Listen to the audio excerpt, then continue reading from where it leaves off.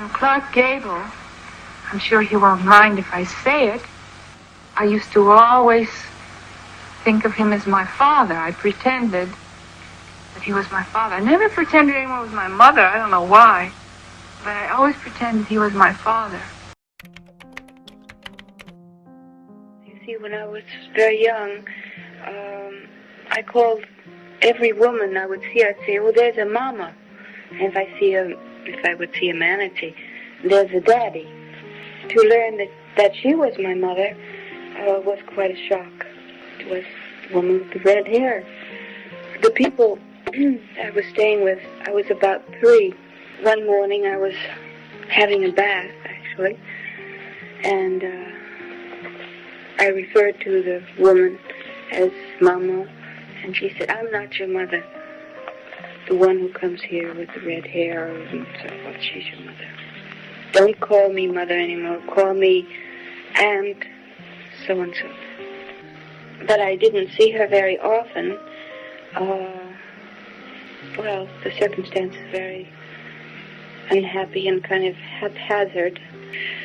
I was always told, by the way, when I was very young, that my father was killed in an automobile accident in New York before I was born. Well, when I was put in the orphan's home, and I refused to go into the orphan's home, I said, I saw the orphan, I could read at 10, orphan, and I put my feet down on the sidewalk, and they had to drag me in. I said, I'm not an orphan. And they pulled me in, they took one arm here, and they pulled me in. I kept crying, screaming, I'm not an orphan.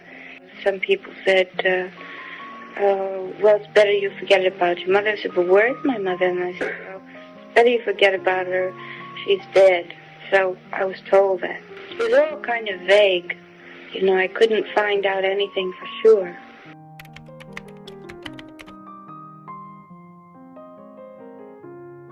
We lived there. We all had jobs. I had different jobs. I worked for a while. Oh, we'd get up at 6 in the morning, and we did our work before we went to a public school.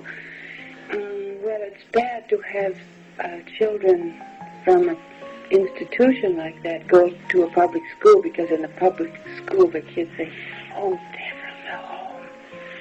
They're from the home. Orphans. And, when you feel... I always tried to go around as if I were one of the other kids,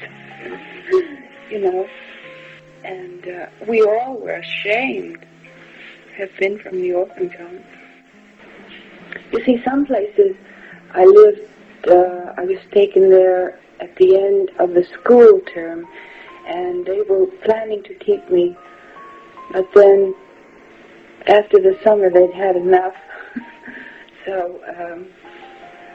or for whatever reason, and then I was taken to another place.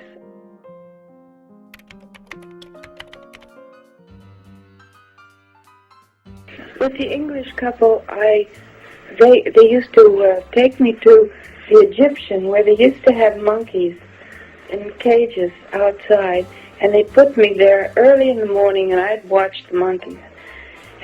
Or else they'd take me to the Grum's Chinese. So I was taken there in the morning. I'd wait till the movie opened for 10 cents. I would go in, sit in the first row, and I watched all kinds of movies, like Cleopatra with Claude Colbert. That I remembered very well. I'd sit there, and I'd see it over and over and over and over again, till late at night. I was supposed to come out at dark, but of course I didn't know when it was dark. Just before dark. With their conscience, they didn't want me to come at night, but I never knew when it was dark. And besides, it was much nicer there.